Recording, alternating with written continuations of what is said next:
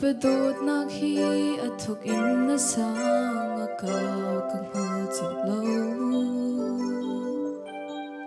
miswal ka cha a anun sung a pek vai lam ta chunga kapan swal ngai thiam na kan cha tha cham adot na ka cham khau lo a sung tu ke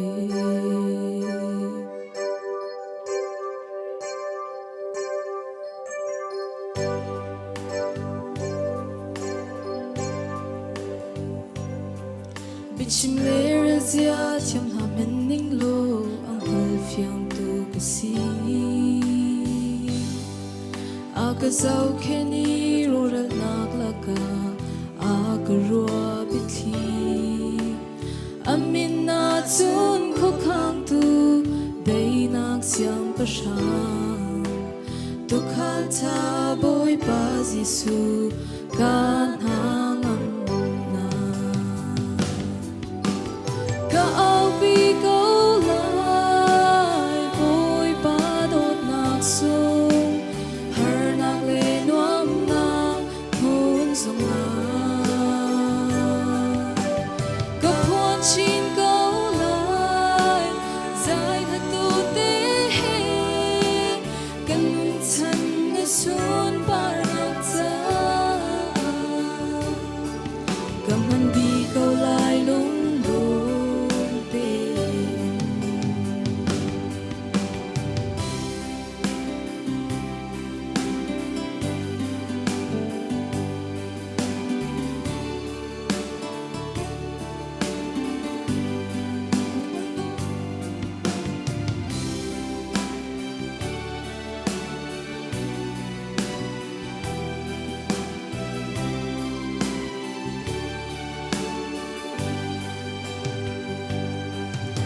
Chale dilet a tho chan zonga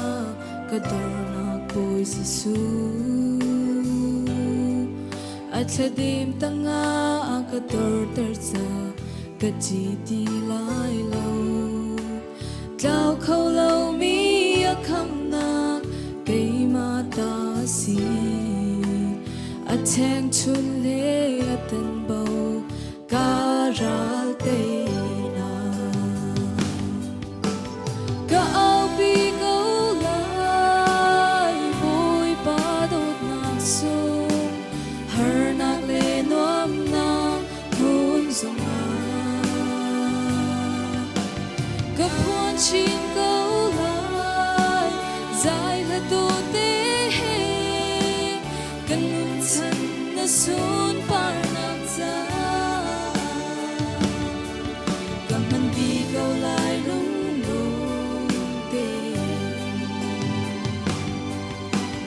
ka au bi go lai boy pa dot nak sung har nak le nuam na hun sung a ka phon chin go lai zai la tu te he kan nun chan na sun par nak cha ka man bi go lai lung